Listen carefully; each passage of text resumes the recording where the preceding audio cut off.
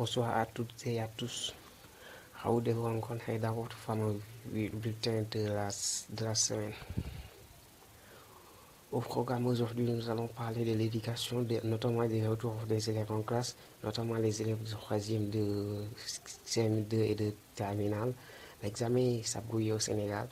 L'État veut sauver l'année coûte que coûte, mais au moins que les élèves de la classe d'examen fassent l'examen. C'est la principale ambition de l'État, alors que certains, les élèves, les controversants, sont contre cette décision-là que l'État a prise. Les parents non plus ne sont pas du tout d'accord de la décision de l'État, car ça constitue un principal risque de ramener les élèves à l'école, alors que la maladie du coronavirus est toujours au Sénégal. Le Sénégal, à ce jour, dépasse les 2100 cas. La situation n'est pas la bonne. Les élèves ne seront pas à l'abri.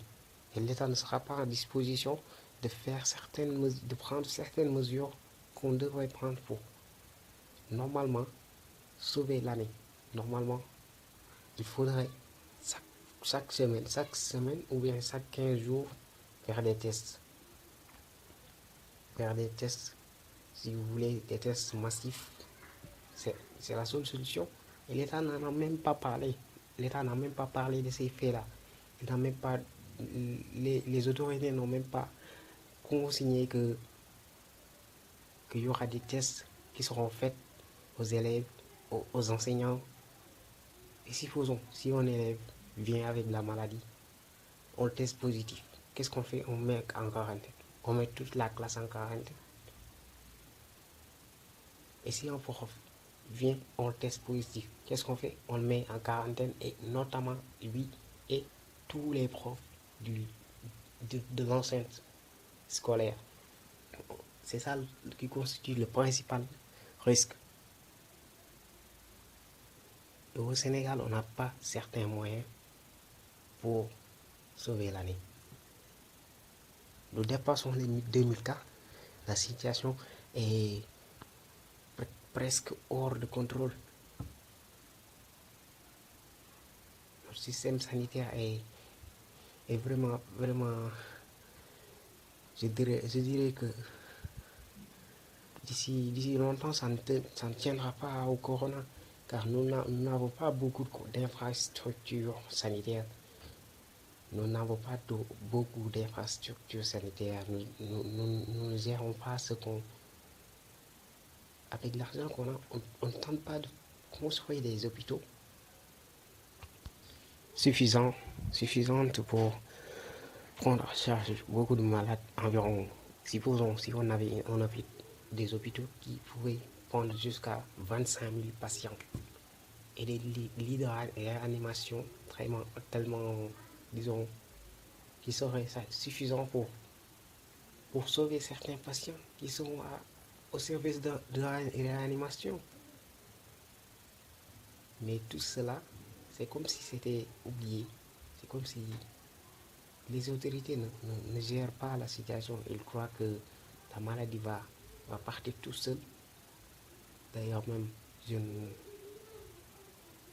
vois pas le Sénégal sortir comme des pays qui sont déjà sortis du coronavirus, car nous l'avons mal géré. Nous tous, que ce soit le gouvernement, les Sénégalais, et tous, nous l'avons mal géré. Et la seule situation qu'il y a pour sauver l'année, c'est avant tout, de préparer les élèves. Entre-temps, ils pouvaient faire des tests aux élèves au lieu de leur dire vous irez à l'école le 2. Ils pouvaient faire des tests massifs, des tests à chaque élève. Imaginons, le Sénégal, une école, c'est presque 12 quartiers, c'est presque plus de 10 quartiers qui partagent une seule école. Je vais prendre les lycées du Sénégal, les classes d'examen. C'est beaucoup d'élèves. C'est beaucoup. Les professeurs, je n'en parle pas. Les classes de primaire, c'est beaucoup d'élèves. Et les professeurs, je n'en parle pas. Les classes de troisième, c'est beaucoup d'élèves. Les professeurs n'en parlent pas. Donc, la meilleure solution, ce serait de, de faire des tests à chaque élève et à chaque prof avant qu'ils ne viennent à l'école. S'il y a des cas positifs, on les met en quarantaine, on met leur famille en quarantaine, tous avec lesquels il a eu contact. On les met tous en quarantaine et on gère la situation jusqu'à, si c'est possible, qu'on reprenne l'année. On va reprendre. Mais si c'est pas possible, on laisse tomber. L'État ne doit pas mettre en situation la vie des gens. Non, nous sommes des humains. Nous avons une vie à vivre. Nous ne voulons pas que, que l'État cède à la tentation de certains. On ne veut pas que certains pays pensent que le Sénégal, c'est un pays où la société est plus forte que l'État. On doit dire que l'État est plus fort que la société. Que l'État prend des décisions avec conscience et pense à la société. Et la société respectera l'État dans ce cas. Sauf que l'État prend des décisions qui sont vraiment désolantes, qui sont vraiment désastreuses. Oui. Des décisions qui mettent vraiment en garde. Si l'État en prenait, ce serait vraiment très bien pour tout, que ce soit les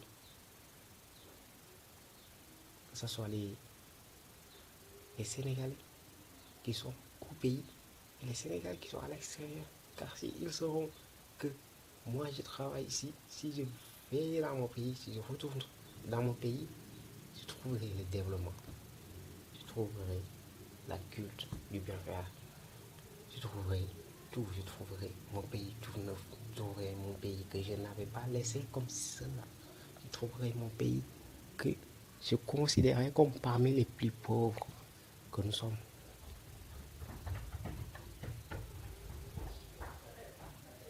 Et si on tentait seulement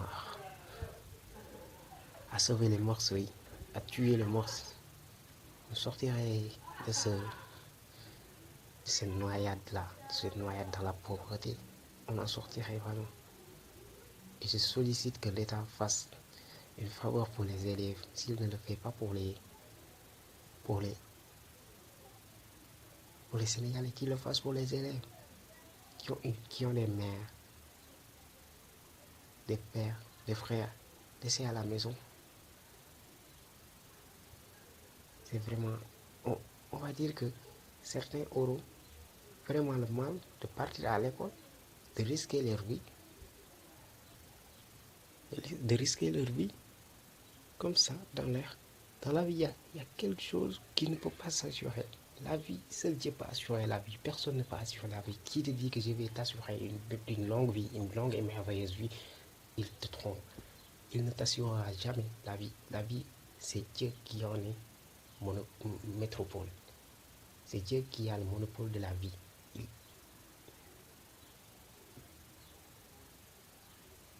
On va dire dans une perspective, certains diront que la situation est maîtrisée au Sénégal, car il n'y a pas beaucoup de morts. S'il n'y a pas beaucoup de morts, il y a beaucoup de cas. La situation économique est en faillite. Oui. La situation économique est vraiment désastreuse. On finira par perdre tout. Les dettes, les endettements s'en suivront. Oui. L'État dans tout ça, qu'est-ce qu'ils ont? On va dire, première remarque faite, l'État, les enfants des ministres, des présidents, des je ne sais quoi, ils ne sont pas des élèves qui étudient au Sénégal, ils sont toujours à l'extérieur. Ils ont des bons, l'État les paye, l'institut à l'extérieur.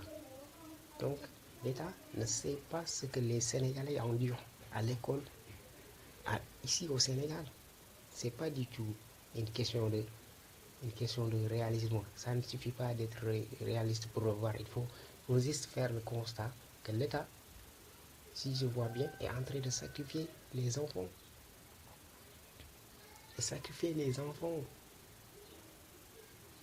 Imagine chaque jour tu vas à l'école. Avant que tu partes à l'école, quelqu'un a la maladie, ou toi en personne, tu as la maladie.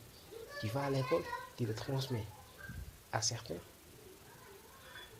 Tu reviens chez toi, tu les as transmis, et ils sortent, ils les transmettent à d'autres. Certes, ceux à qui tu l'as transmis, le transmettent à d'autres. Et ça continue. C'est comme ça que la situation évolue au Sénégal. C'est pour cela qu'il y a beaucoup de cas, il y en a beaucoup. Dans une autre situation, on va dire que l'année blanche est la meilleure solution. C'est la seule solution, oui. C'est la seule solution pour relancer l'économie sur le plan scolaire, sur le plan maturitaire, sur le plan psychologique.